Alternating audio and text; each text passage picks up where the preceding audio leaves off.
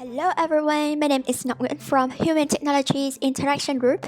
Today I will share with you my digital storytelling about my personality test result and how it influences my psychological aspects when I was participating in some hackathons. Whenever I joined a hackathon, we all had a team up session which might take for 1 week or only 2 days. I think that the ice-breaking session could have been improved by applying immersive technologies.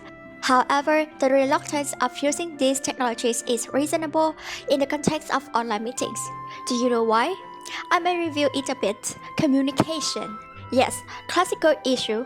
For me, I think that communications on virtual environments now are missing explicit communication because the participants cannot get clear instructions from the facilitator. It leads to the confusion, which will distract energy and attention. I would say speed and the limited downtime also affect the choice of using these alternative technologies. The momentum is easily lost in a virtual space. So, what kind of communicator am I? A classmate commented that I have a passive way of communication when I was participating in a modality test session. So my obstacles, personally, I felt myself a bit immersed to the background whenever our hackathon team were meeting with the mentors. I felt it's not a good manner for me, especially when I always define myself as an interaction designer. So it is social laughing. The benefits, after seriously self-reflecting, actually communication helps me a lot during professional and personal life, but I have not utilized it well. So let's throw back to the tools I have been using. Previously, I had tried many platforms for professional communication, especially Slack. The downside was that people could not have prompt responses because they did not carry their laptop or desktop around with them. They need a mobile app version of Slack to keep notified. Not all of my teams could afford doing that because they didn't need it to be added in their ecosystem or create a new paradigm. During the crisis, I mainly met my teammates and classmates via Zoom, Google Meet, or Teams. They were for video meetings while most of the time we utilized some common messaging applications like WhatsApp or Facebook Messenger. It was for verbal communication, non-verbal communication, empathy. However, messaging apps always have a common problem whenever the team is gathering opinion. Information overload, and it's hard to keep track of the information when the chat bubbles keep floating up. Have you ever got stressed with hundreds of unread messages?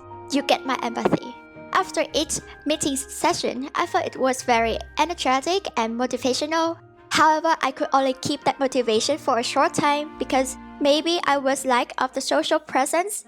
I need someone to work with me, or the feeling of responsibility when I thought that someone was working. I could not play, I must work too. Here it comes to my motivation. You may already know or not know that joining a hackathon means that you will consume a lot of caffeine, pivot your adrenaline, boost your brain neuron system within the scope of time to hack the real-life problems.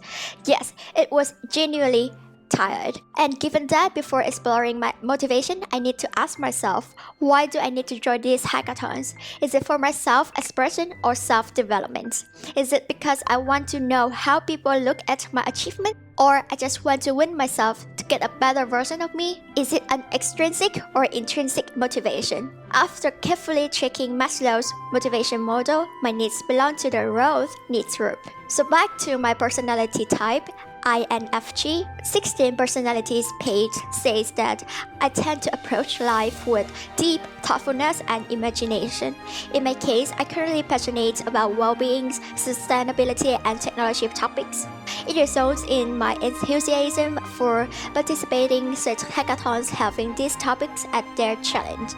Honestly, all of my hackathons projects are persuasive design. For example, Capital was encouraged people to use more public transport to maintain the carbon dioxide level after COVID-19 crisis. Social Meat was to encourage people to reduce the amount of food waste. And RootNet was to motivate business employees to do more exercises and get a healthier work life. So with the mindset of an interaction designer, I contributed my insights to increase the intrinsic and extrinsic motivation of the end users. To keep myself always creative, I always keep myself busy. Let me get it clear, maybe I am an in extrovert. My method is easy. I join some groups or communities that fit my interests or somehow relevant to my interests. The more variety, backgrounds of the people I met, the more things I can learn. I also love multitasking because I can utilize my knowledge from different fields to patchworks of another field. It gives me multi-perspective about one thing. So it is a bit silly me, but sometimes during the team meeting in hackathons, I wished to have Jasper Power. He is a character in Twilight series who has the ability to sense and manipulate the emotions of people around him. The power is known as pathokinesis. Don't get me wrong, I only want to be a good facilitator to keep everyone on the right track with logical arguments based on the team perception and different schemas. However, sometimes it's not only the case. Fortunately, people in most of the team I collaborated were respectful and open-minded. We are always got compliments on our cultural diversity and performance. Within 48 hours, our team must keep our concentration at the highest and effective multitasking to maintain the team performance. My ideal place for working must be bright. I love brightness. Quiet and equipped all necessary technologies to support my work. To keep my discipline, I always apply the Pomodoro technique.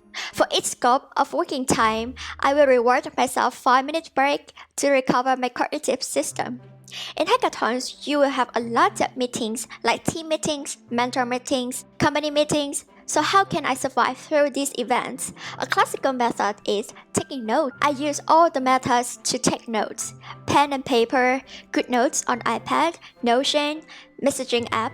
The more colorful and vibrant my notes are, the easier it is for me to remember and retrieve the information. So let's wrap this up. In this Psychology in Human Technology Interactions course, I had a good time to reflect to myself and find many insightful answers to my own questions, which are underlaid with psychological expertise. And I'm happy that I enrolled in this course in my first year of master's, and it gives me a strong premise to grow more with future advanced courses.